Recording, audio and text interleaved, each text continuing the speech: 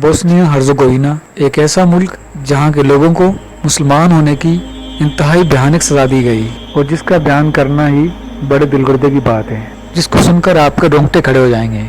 यूँ कहा जाए तो बेजाना होगा कि इंसानी हकूक़ के चैंपियन मुल्कों की निगरानी में मुसलमानों को ये कत्लेआम हुआ। एक ऐसा बदतरीन कत्लेआम जिसमें मरने वालों की तदफीन 25 साल से आज तक जारी है। महज 2 दिन में 50,000 निहत्थे मुसलमान जिंदा वजूद से मुर्दा लाश बना दिए गए। ये 1995 की बात है, जब दुनिया अपने आप को खुद साख्ता मुहज़्ज़ब मकाम पर फायज किए बैठी थी और यह मकाम कोई पसमानदा अफ्रीकी मुल्क नहीं बल्कि यूरोप का जदीद कस्बा सर्ब्रेनिका था।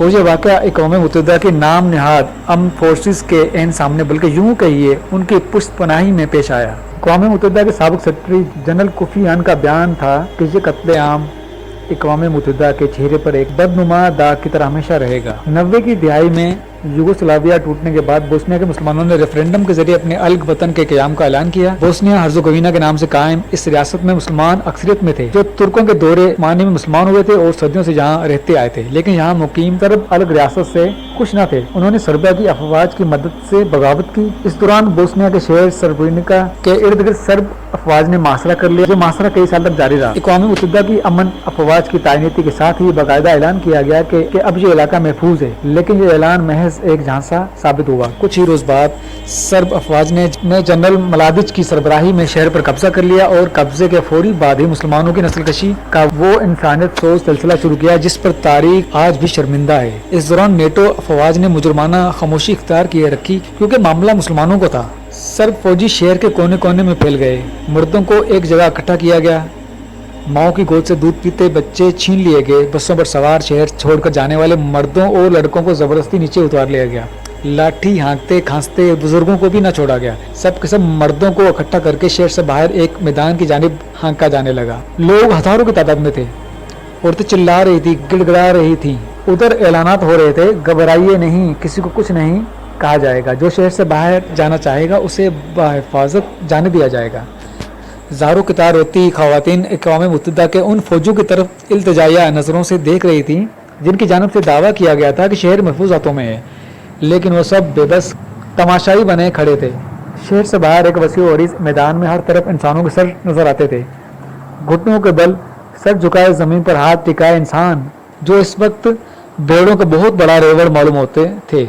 10,000 से ज़ायद इंसानों से मैदान भर चुका था कि अचानक सैकड़ों बंदूकों से बैक वक्त गोलियां बरसने लगीं, लेकिन इसके मुकाबले में इंसानी चीखों की आवाज़ इतनी बुलंद थी कि हज़ारों की तादाद में बरसने वाली गोलियों तड़तड़ाहट भी दबकर रह गई। एक क़यामत थी जो बरपा थी। माओ की गोदें उजड़ रही थीं, बीवियां आंखों के सामने अपने सरों के ताज तड़पते देख रही थी, बेवा हो रही थी, दाढ़े मार मार कर रो रही थी। सैकड़ों एकड़ पर मुहित मैदान में खून, जिस्मों के चिथड़े और नीम मुर्दा कराहते इंसानों के सिवा कुछ नजर न आता था। शैतान का खूनी रक्स जारी था और इंसानियत दम तोड़ रही थी। इन सिसकते वजूदों का एक ही कसूर था कि ये कलमा गो मुसलमान थे।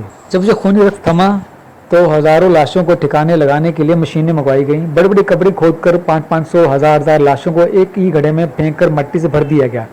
ये भी ना देखा गया कि लाशों के इस ढेर में कुछ नीम मुर्दा सिसकते और कुछ फायरिंग की जद से बच जाने वाले इंसान भी थे। मुर्दों के साथ जिंदों को भी दफना दिया गया और फिर रुख किया गया गम से निढाल उन औरतों की जानिब जो मैदान के चारों जानिब एक दूसरों के कदमों से लिपटी रो रही थी। इंसानियत का वो नंगा रख शुरू हुआ कि दरिंदे भी देख लेते तो शर्म से पानी पानी हो जाते। शिद्दत गम से बेहोश हो जाने वाली औरतों का भी रेप किया गया। अगले कई हफ्तों तक पूरे शहर पर मौत का पहरा तारी रहा। ढूंढ ढूंढ कर अक़वाम मुत्तहिदा के पनाह गज़ी कैंपों से भी निकाल कर हजारों लोगों को गोलियों से भून दिया गया। तारीख की बदतरीन नस्लकशी थी। ये कोई हजारों साल पुरानी बात नहीं है और ना ही इसका ताल्लुक वहशी कबाइल या दौरे जहालियत से है।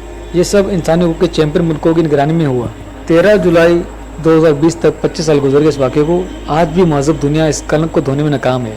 इंसानी तारीख का ये वाहिद वाक़या है जिसमें मरने वालों की तदफीन 25 साल से जारी है। आज भी सर्ब्रेनिका के गिरदोनवा से किसी न किसी इंसान की बोसीदा हड्डियाँ मिलती हैं तो उन्हें एहले इलाका दफनाते नजर आते हैं। जगह जगह कतार अंदर कतार खड़े पत्थर इस बात की अलामत है कि यहाँ वो लोग दफन हैं जिनकी कोई और दूसरी शनाख्त नहीं, माँ सिवा इसके कि वो मुसलमान थे।